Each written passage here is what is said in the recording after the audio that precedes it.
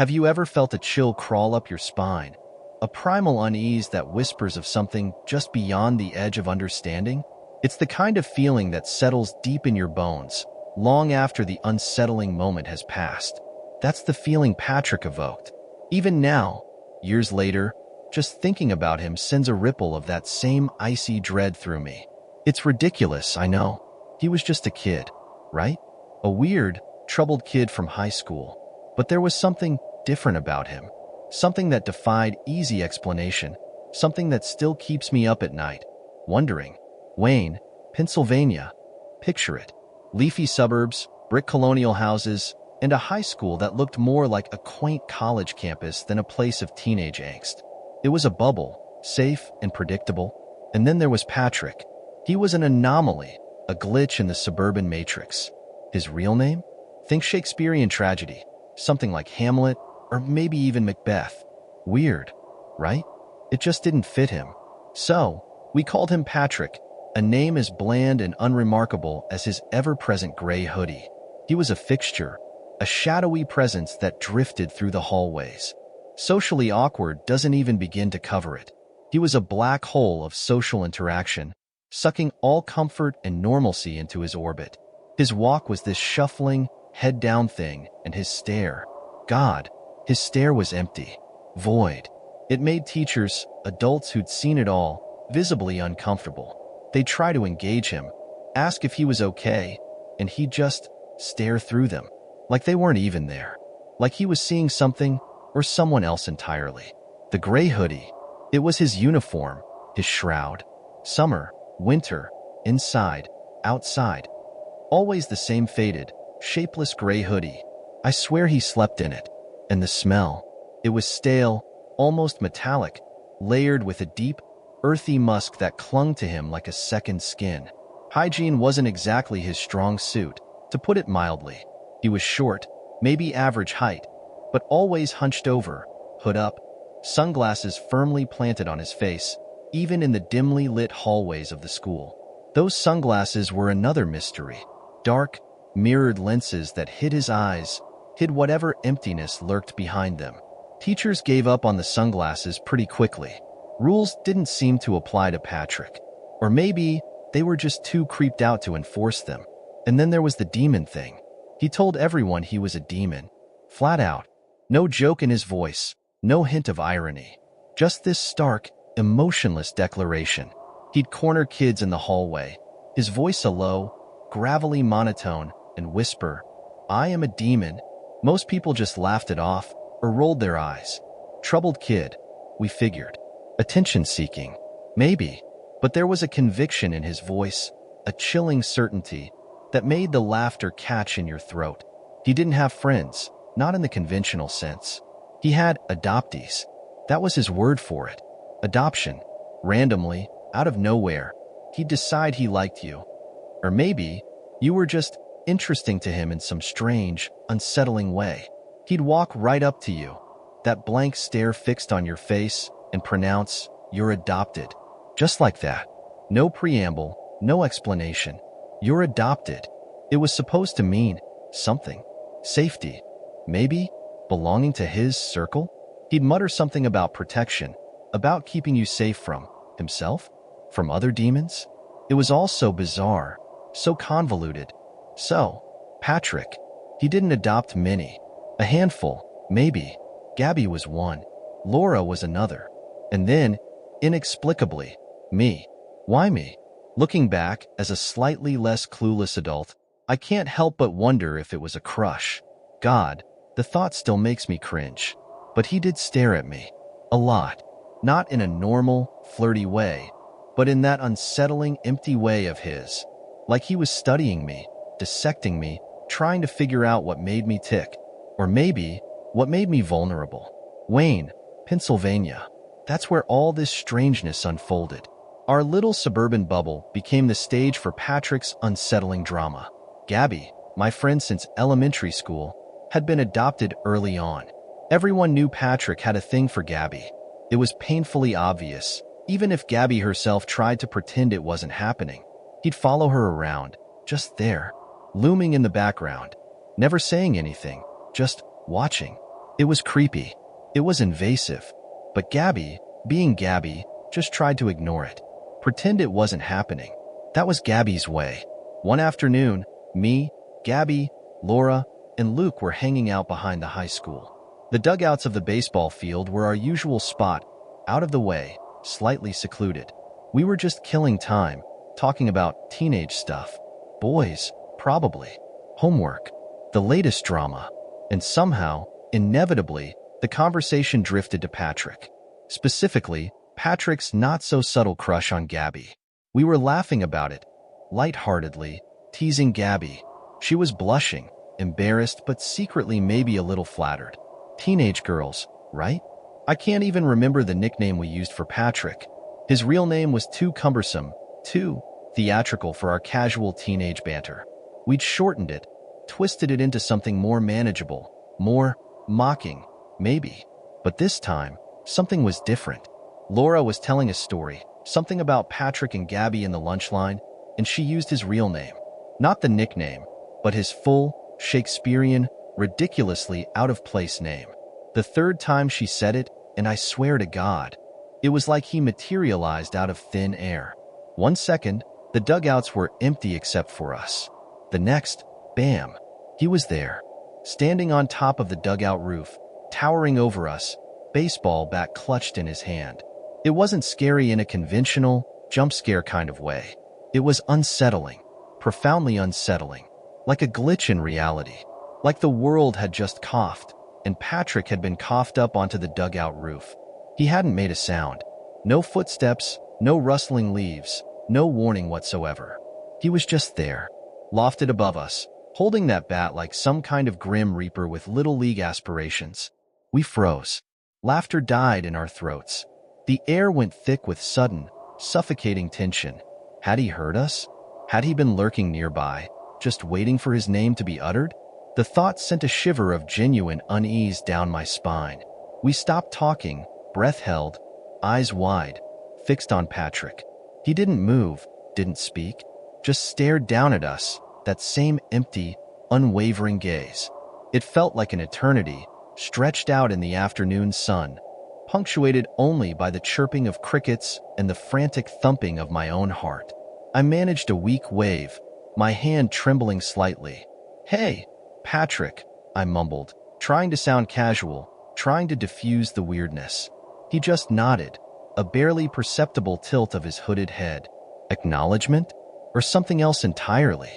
Then, just as suddenly as he'd appeared, he was gone. He jumped back down, landing silently on the other side of the dugouts, and just walked away, swiftly, purposefully, vanishing as quickly as he'd arrived. As soon as we were sure he was gone, around the corner of the building, out of sight, we erupted, not into screams, not into panic, but into nervous, hysterical laughter.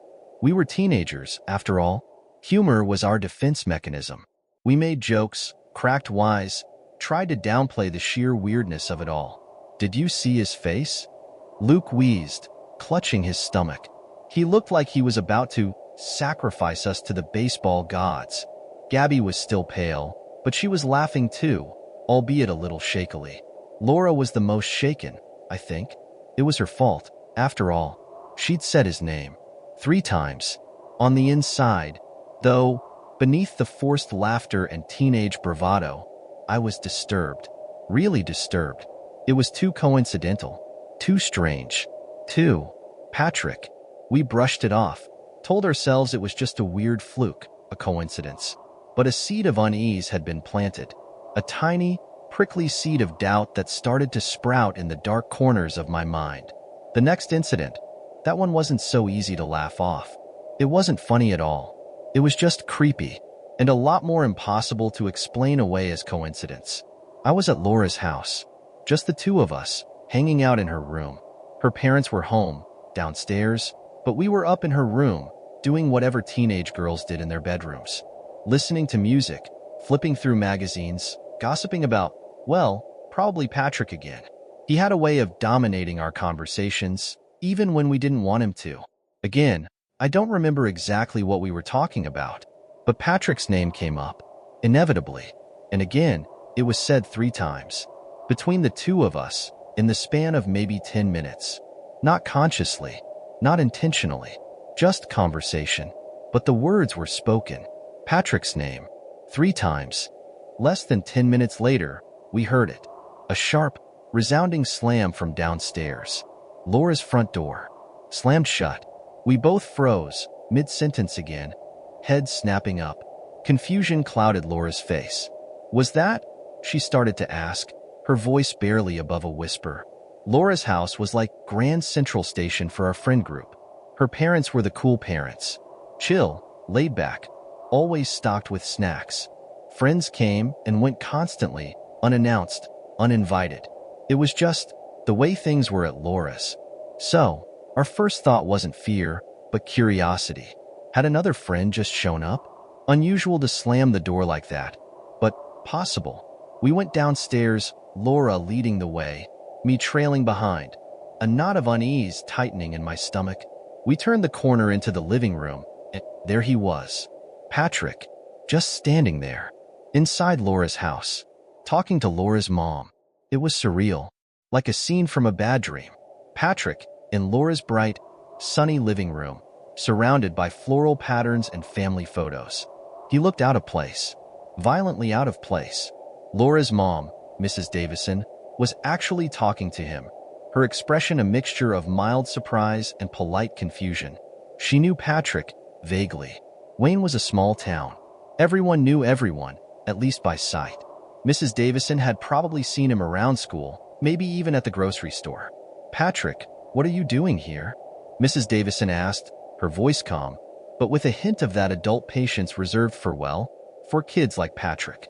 He just stared at her, those dark sunglasses reflecting the light from the window, making his face even more inscrutable. And then he said it, the words that still make my blood run cold, even after all these years. He said, in that same flat, emotionless monotone, I was summoned. Summoned. Not came over. Not dropped by. Summoned. Like we'd cast a spell, chanted an incantation, and he, our demonic familiar, had been compelled to appear. Laura and I exchanged a horrified glance. Summoned? What the hell was that supposed to mean? But Mrs. Davison, bless her suburban mom heart, just took it in stride. Summoned, huh? She chuckled, a little nervously. Well, we weren't expecting any demons today, Patrick. Is everything all right? She tried to make small talk, asking about school, about his day. Patrick answered in monosyllables, his gaze drifting around the room, never quite meeting hers. It was excruciating to watch, like witnessing an alien trying to mimic human interaction based on a very limited and very flawed data set. Finally, Mrs. Davison, bless her again, managed to politely but firmly usher him out. Well, it was nice seeing you, Patrick, but Laura and her friend are just hanging out. Maybe another time, okay?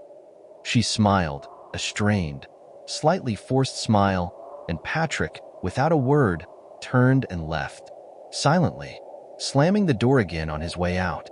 Laura and I watched from the top of the stairs, peeking through the banister, until we saw him disappear down the sidewalk. Then we turned to each other, faces white, eyes wide with a dawning, terrifying realization. Did you hear what he said? Laura whispered, her voice trembling. He said he was summoned. I heard him, I breathed back, my own voice barely audible. Oh my God, Laura. We walked, almost in a daze, back up to her room. The laughter was gone now, replaced by a cold, creeping dread. 3 times, Laura said suddenly, stopping in the middle of her room, turning to face me, her eyes huge and haunted. We said his name 3 times, before he showed up at the dugouts. And we said it again today, before he showed up here. The connection slammed into us, a physical jolt. The pieces clicked into place, forming a horrifying, impossible picture. The baseball bat, the dugout roof, Laura's front door slamming, Patrick's flat, empty stare. I was summoned. The demon spiel. It all coalesced, swirling together into a vortex of unease and something darker. No, I said, shaking my head, trying to deny it, trying to logic it away. No way. It's just coincidence. right? It has to be coincidence. But even as I said the words, they sounded hollow, unconvincing, even to my own ears. 2 times, though, Laura whispered, her voice barely audible. 2 impossible coincidences? In a row? She was right. The odds were astronomical. Impossible, even. Unless it wasn't coincidence at all. Unless there was something else going on. Something we couldn't explain. Something supernatural. We told everyone. The next day at school, we gathered our friend group, Luke, Gabby, Johnny, a few others, and recounted the 2 incidents, the dugouts and Laura's house. We told them about the name-saying, about Patrick's sudden appearances, about his unsettling words. We laid it all out, the whole bizarre, terrifying mess. Most of them were skeptical at first. Johnny, especially. Johnny was the resident skeptic, the logical one, the guy who always had a rational explanation for everything, even when there wasn't one. "Come on, guys," he scoffed, rolling his eyes. "You're seriously buying into this? Demon summoning? That's ridiculous. Patrick's just a weirdo. A stalker, maybe. He's probably just following you guys around, eavesdropping, figuring out where you are." "But the dugout roof?" Gabby pointed out, her voice still a little shaky. "How could he have gotten up there so fast, without us seeing him? And Laura's house?" Luke added, "We were upstairs, talking quietly. He couldn't have heard us, not from outside." "Maybe he was already inside," Johnny suggested, still unconvinced. "Hiding somewhere. Laura's house is huge." "He wasn't in the house, Johnny," Laura insisted, shaking her head. "My mom would have seen him, and he just showed up, right after we said his name. Twice now." We argued back and forth, logic battling against the inexplicable. The rational explanations felt flimsy, inadequate, paper-thin against the weight of our shared experiences. But Johnny remained unconvinced. He was too grounded, too stubbornly logical to accept anything remotely supernatural. Finally, we made a pact. A solemn, slightly ridiculous, teenage pact. We swore. We vowed. We promised each other and ourselves that we would never say Patrick's name 3 times in one conversation. Ever again. It was our only defense, our only attempt to regain some semblance of control in this increasingly bizarre situation. It sounded stupid, superstitious, maybe even a little pathetic, but it was all we had. And in the face of the unexplained, even the most ridiculous defense can feel like a lifeline. Months passed. Summer turned to fall, then winter. School went on. Life, for the most part, went back to normal. Or as normal as life could be with the lingering shadow of Patrick hanging over us. We were hypervigilant about mentioning his name. Conversations would grind to a halt. Sentences would be awkwardly rephrased. Pronouns would be substituted with vague gestures, all to avoid uttering those forbidden syllables 3 times in quick succession. It was exhausting. It was paranoid. But it was also effective. For a while, at least. Slowly, gradually, the fear began to fade. The memory of those unsettling incidents started to blur, to soften around the edges. Maybe we had overreacted. I started to think. Maybe it was all just a series of weird coincidences amplified by teenage imaginations and Patrick's already unsettling presence. Maybe Johnny was right. Maybe we were being stupid. Then came Johnny's house, and everything changed again. Everything came crashing back, tenfold, with a terrifying, undeniable force. It was a Saturday afternoon. The same group, minus Laura who was sick that day, was hanging out at Johnny's. Back deck, sunshine, the faint scent of grilling burgers drifting from somewhere nearby. Normal teenage Saturday afternoon stuff. We were talking, laughing, just existing in that comfortable, familiar teenage way. And somehow, inevitably, despite all our careful avoidance, the conversation drifted back to Patrick. It started innocently enough. Someone, maybe Gabby, I can't quite remember, mentioned seeing him in the hallway that morning. Hood up, sunglasses on, drifting through the crowds like a ghost. And then someone else commented on how weird he was, how creepy, how unsettling. And then someone mentioned the name-saying thing again. Johnny, predictably, scoffed. Seriously? You guys are still on about that demon summoning crap? It was a coincidence, okay? A weird, freaky coincidence, but a coincidence nonetheless. He was adamant, dismissive, bordering on condescending. He just couldn't, or wouldn't, believe it. We tried to argue with him again. We recounted the dugout incident, Laura's house, tried to explain the sheer impossibility of it all. But Johnny was immovable. He shook his head, grinned, a smug, disbelieving grin. You guys are so gullible, he chuckled. You actually believe this stuff? It's ridiculous. Demon summoning? Seriously? He was being annoying, dismissive, and honestly, kind of insulting. But part of me, a small, secret, cowardly part of me, was almost relieved. Relieved that he wasn't buying it. Relieved that maybe, just maybe, it was all just ridiculous. Maybe we were being stupid.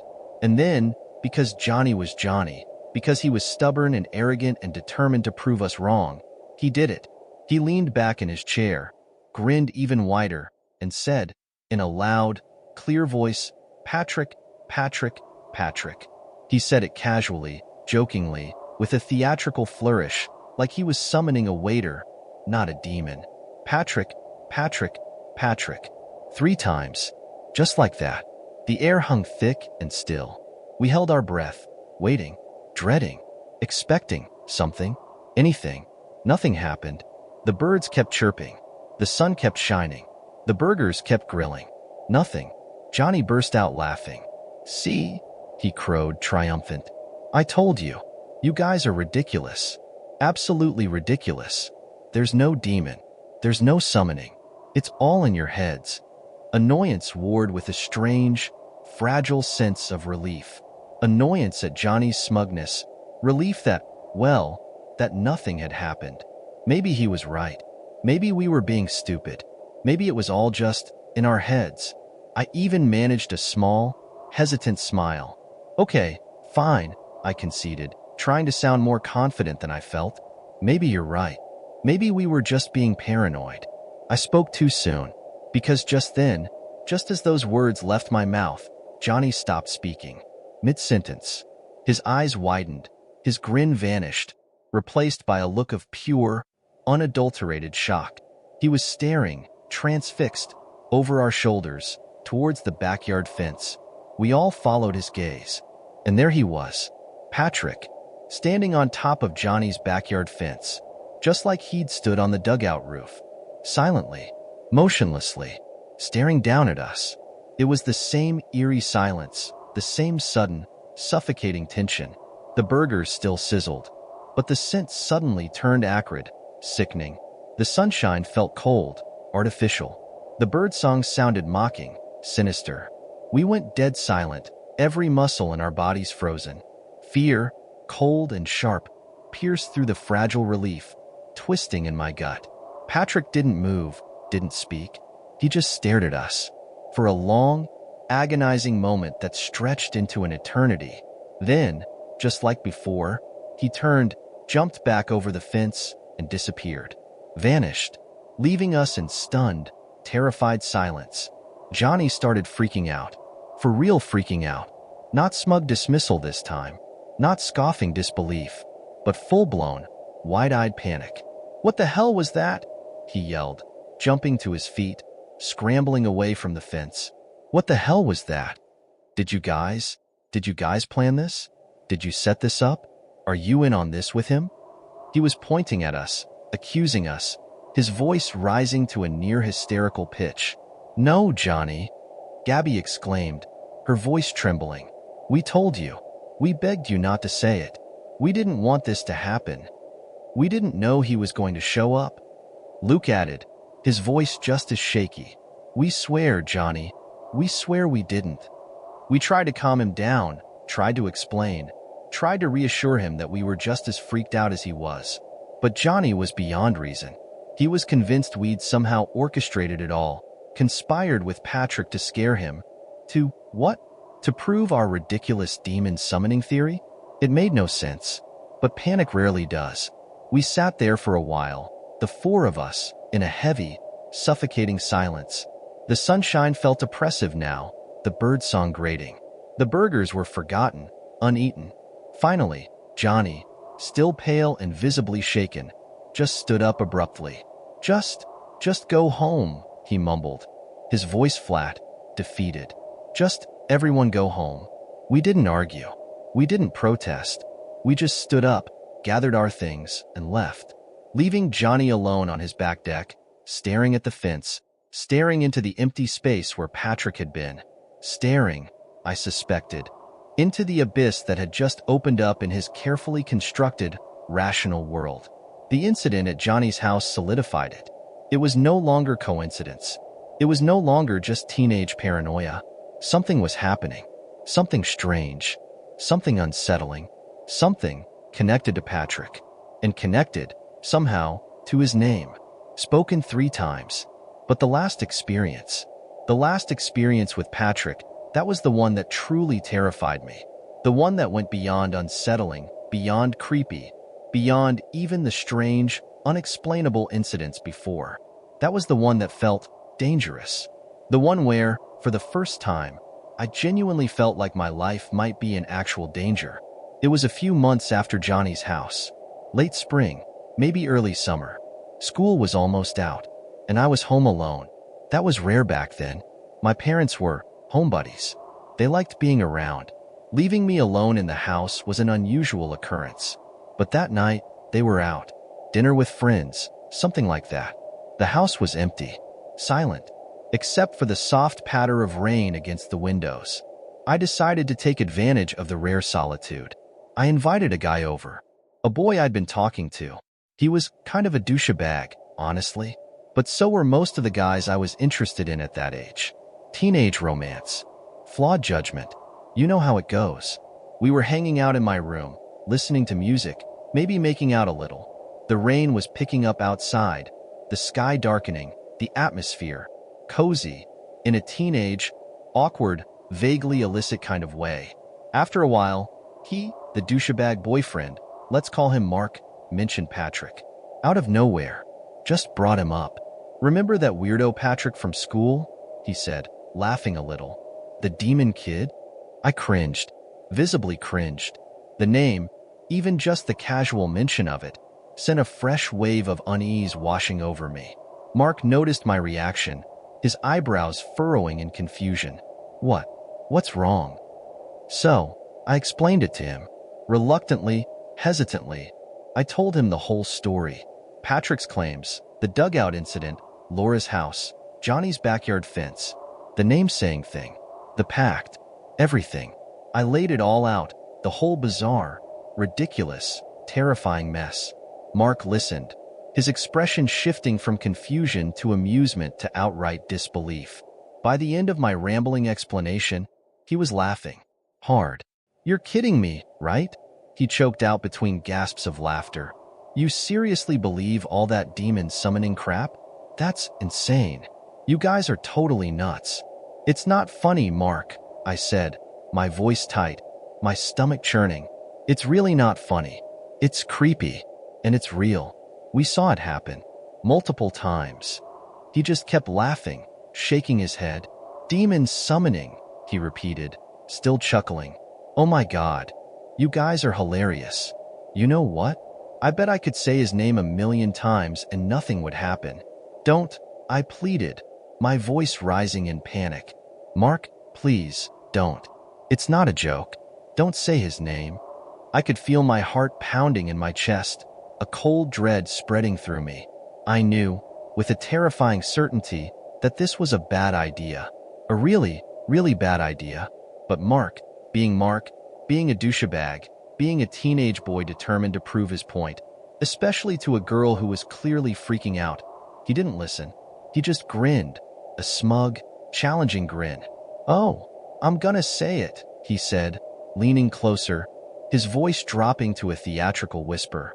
I'm totally gonna say it, just to show you how ridiculous this all is. Mark, no. I begged again, grabbing his arm, trying to pull him back. Please, don't. I'm serious. Don't do it. But he did it anyway. He didn't just say it, casually, jokingly, like Johnny had. He yelled it. He threw his head back, opened his mouth wide, and screamed, "Patrick! Patrick! Patrick!" He screamed it at the top of his lungs, 3 times, directly into my face, his breath hot and stale against my skin. The sound echoed in the quiet house, shattering the cozy, rainy night atmosphere. It was loud. It was aggressive. It was stupid. And then, everything changed. Instantly. The moment he finished yelling, the rain outside, which had been a soft, gentle patter, exploded. It didn't just pick up, it erupted. Like a switch had been flipped. Like the sky had just opened up and unleashed a torrential downpour directly onto my house. The sound was deafening, a sudden, violent roar of water against the windows, against the roof, against everything. A few seconds later, a flash of lightning illuminated the room, blindingly bright, followed immediately by a thunderclap that shook the house to its foundations. Crack boom. The lights flickered, then steadied. But the storm was raging. I started to freak out. For real freak out. Tears welled in my eyes. My breath hitched in my throat. I stumbled back, away from Mark, away from the window, my heart hammering against my ribs like a trapped bird. Even Mark, douchebag extraordinaire, seemed a little sorry. His smug grin had vanished, replaced by a look of slightly sheepish discomfort. "Whoa," he mumbled, his voice subdued. "Okay, that was weird. But it's probably just a coincidence, right? Just a really unlikely coincidence." "Coincidence?" I yelled, my voice cracking. "Coincidence? Are you insane? After everything? After all that stuff we told you? And now this?" I cursed him out, a string of panicked, angry, tearful curses. I pushed past him, stumbling towards the window, desperate to see something, anything, to make sense of this sudden, terrifying shift. I ran to the window, ripped open the blinds, and peered out into the storm-lashed night. The rain was coming down in sheets, blurring everything, distorting the familiar shapes of my yard. Lightning flashed again, briefly illuminating the scene in stark, white light. And that's when I saw it. Down in my driveway, just at the edge of the light spilling from my window, a silhouette, a dark, indistinct shape, standing motionless, facing my house. Looking up, looking right at my window. It was too dark, too stormy, too blurry to see clearly. But the shape, the stance, the way it held itself, even in the darkness, even through the rain-streaked glass, I knew. I knew. It was him. It was Patrick. I screamed. A high-pitched, terrified scream that tore through the storm-ridden air. I slammed the blinds shut, stumbling back from the window, my legs weak, my body trembling uncontrollably. Panic clawed at my throat, choking off my breath. I rushed downstairs, my mind racing, frantic.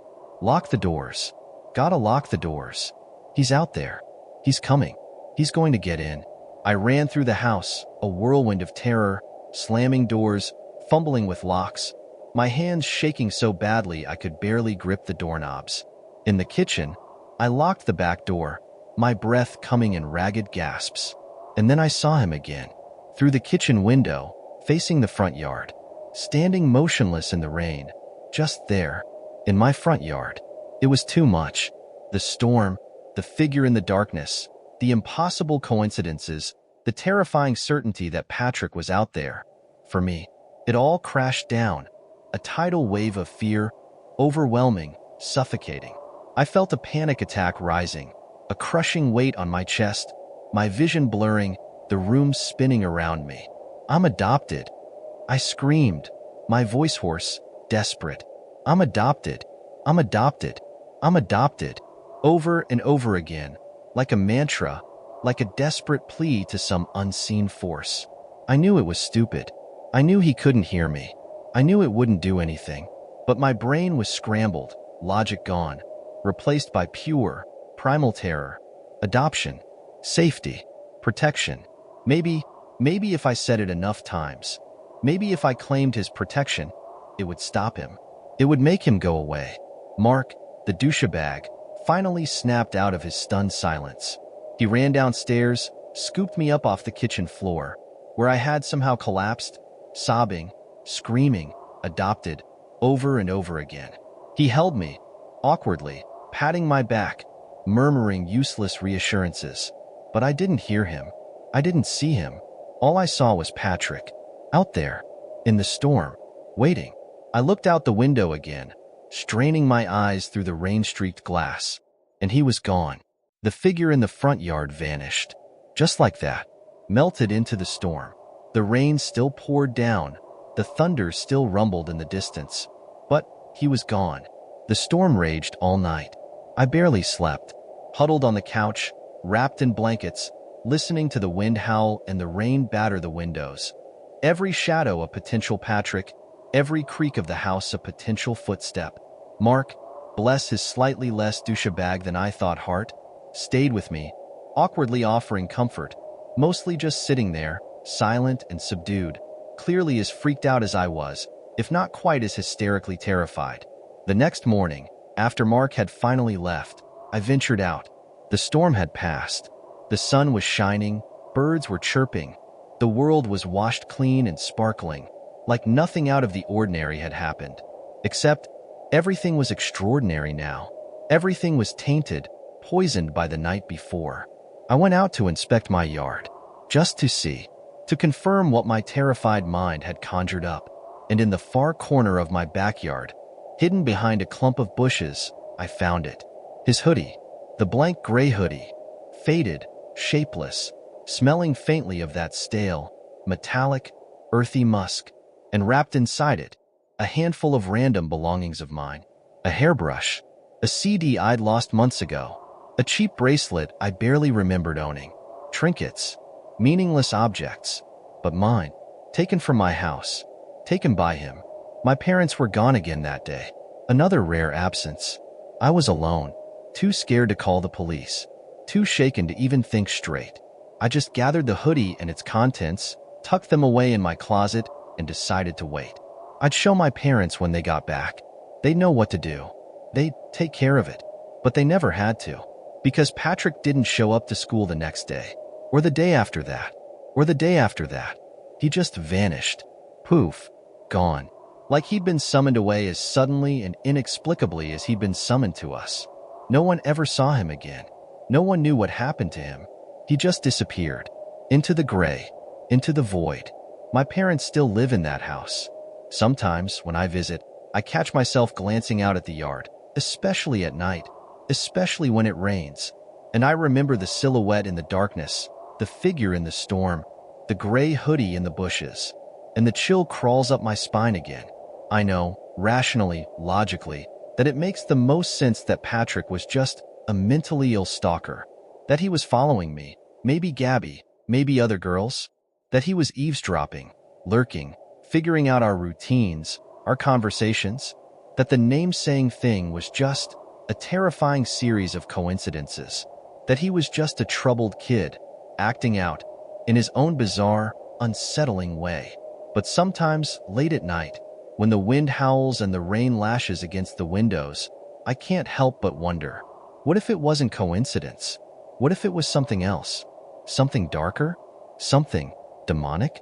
What if, by saying his name 3 times, we really were summoning something? And what if, that night, in the storm in my yard, he wasn't just stalking me? What if he was answering a call? And sometimes, I wonder where he is now. Is he still out there? Still lurking in the shadows? Still listening? Still waiting to be summoned again? The thought, it sticks with you, you know? That primal unease, that chilling dread. It lingers, it whispers, and sometimes, in the quiet darkness, I swear, I can almost hear him calling my name. Once, twice, and I hold my breath, listening, terrified of hearing it a 3rd time. So, that's my story. A weird, unsettling slice of suburban teenage life, tinged with something unexplainable. I don't have any answers. No grand moral to impart. Just a lingering unease. A question mark hanging in the air. And a deep-seated, bone-chilling fear of ever hearing that name spoken 3 times again. What do you think? Was it just a series of strange coincidences? Or was there something more to Patrick? Something darker? Let me know your thoughts in the comments below. If you want to hear more stories like this, Stories that blur the line between the mundane and the macabre. Hit that like button, subscribe for more, and tell me in the comments if you want to hear part 2. Maybe we can delve deeper into the mystery of Patrick. Maybe we can even try saying his name. Just kidding. Or am I?